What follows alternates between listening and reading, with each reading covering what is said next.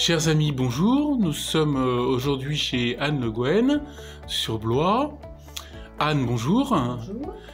Alors, la première question, comment as-tu vécu ce confinement? Qu'est-ce que tu as trouvé de positif dans ce confinement?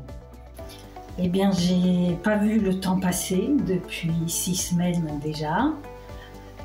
J'avoue que j'ai beaucoup apprécié d'avoir le temps, étant donné que je n'allais plus à l'école et que j'avais plus besoin de me lever à des heures un peu indues pour moi.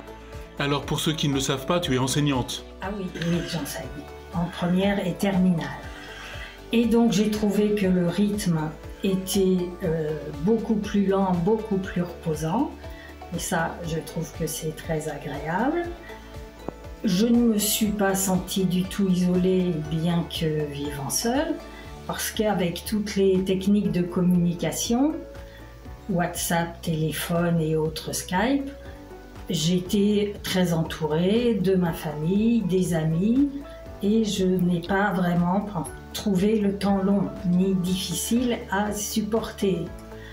Je trouve qu'on a eu beaucoup de chance à la paroisse avec tous les moyens d'être en communication ensemble le soir par cette prière à 19h.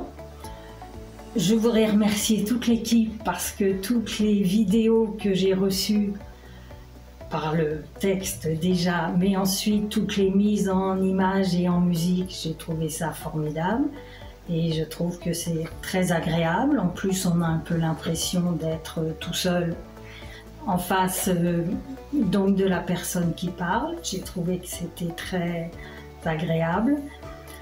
Et donc pour ce temps de communion avec la paroisse, je trouve que c'est vraiment bien.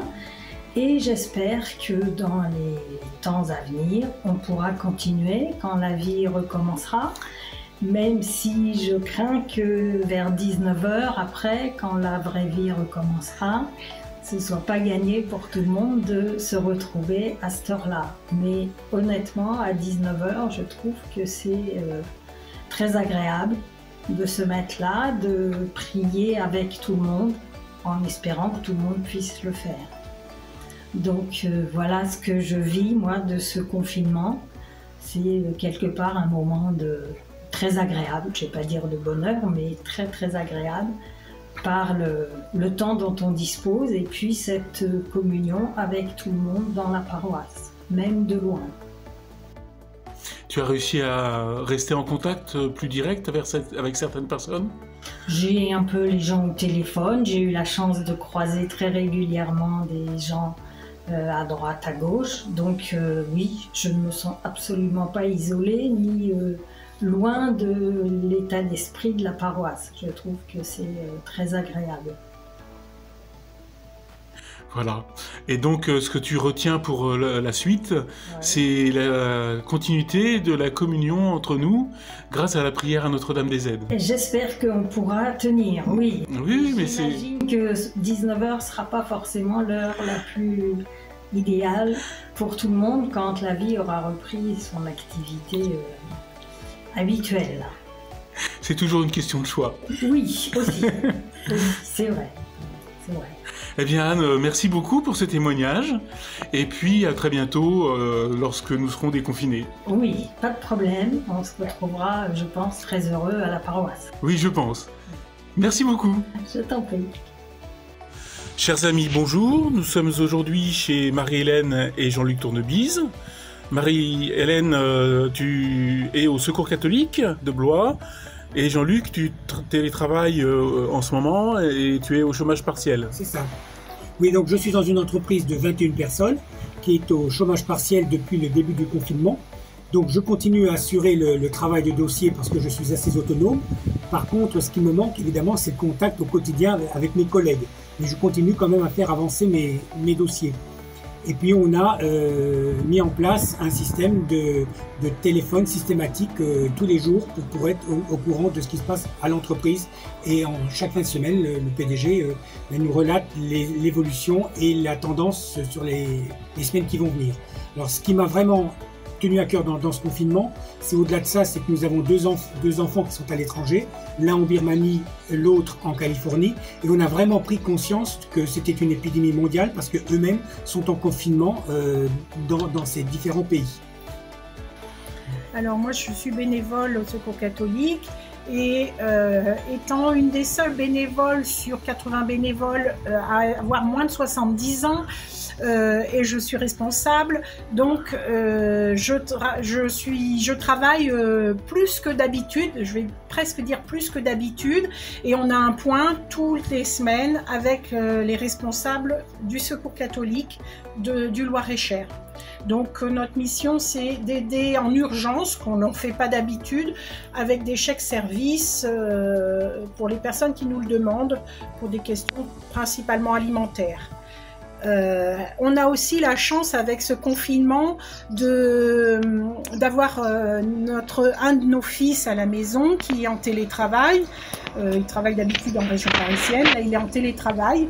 Donc nous, ce qui nous change, c'est de travailler en famille et de pouvoir aussi partager les repas tous ensemble, ce qui est absolument rare puisque même Jean-Luc ne rentre pas les midis. Donc on a une vie de famille encore plus développée que d'habitude. C'est un des points positifs du confinement. Est-ce qu'il y en a d'autres ? Alors c'est un point positif du confinement, mais qui en même temps montre le fait qu'on est très favorisé dans ce système-là. Et on prend conscience que d'autres, malheureusement, n'ont pas cette chance. On le voit bien dans les reportages télévisés, des personnes âgées, des personnes seules, des familles nombreuses dans des petits appartements. Et on s'aperçoit, si on reprend cette notion de guerre, par rapport à la guerre 14-18, il y a ceux qui sont au front, qui vivent le quotidien de l'épidémie, notamment les médecins, et puis ceux qui sont un petit peu à l'arrière, les planqués, dont on fait peut-être partie. Et donc là, il faut aussi vivre avec ça et le relativiser, parce que sinon on pourrait dire, nous, ça ne nous change pas notre vie, d'une certaine façon. Voilà, donc moi ce que je trouve positif, c'est justement ce lien familial où même ceux qui sont au bout du monde, on les contacte encore plus souvent. Par contre, moi j'ai encore moins de temps, étant d'habitude à la maison, j'ai encore moins de temps pour moi et ce que j'espérais au départ. Mais c'est aussi se mettre au service d'eux, et ça a été mon choix dès le départ en étant bénévole. Est-ce que vous trouvez du temps encore pour rester en lien avec les autres paroissiens ?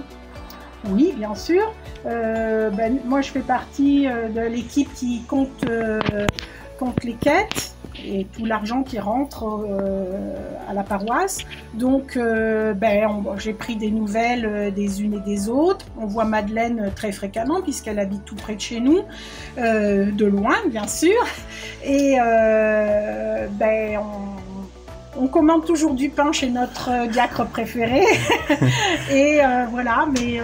Puis on a un peu repris les anciennes listes des paroissiens. Oui. Ça nous permet de leur retéléphoner pour avoir des nouvelles un peu au quotidien, puisqu'on n'a pas la chance de se voir de façon hebdomadaire. Principalement des Gervaisiens et des... Alors sur Saint-Saturnin, il y a un peu moins de monde, mais aussi puisque je travaille beaucoup avec Claire. Alors Claire Dupont. Claire Dupont. Voilà. Et est-ce que dans ce confinement, il y a quelque chose que vous avez envie de conserver après, lorsqu'on sera à nouveau un peu plus libre ?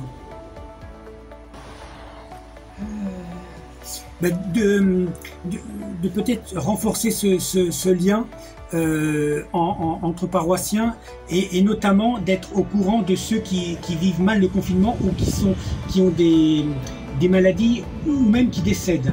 C'est-à-dire qu'on s'aperçoit aussi qu'on perd très vite ce contact et on ne sait pas forcément qui peut être affecté ou qui, malheureusement, dans cette période, a disparu. Très bien, merci beaucoup pour ce témoignage et puis à bientôt, sans doute, une fois déconfiné. Merci. Merci, au revoir.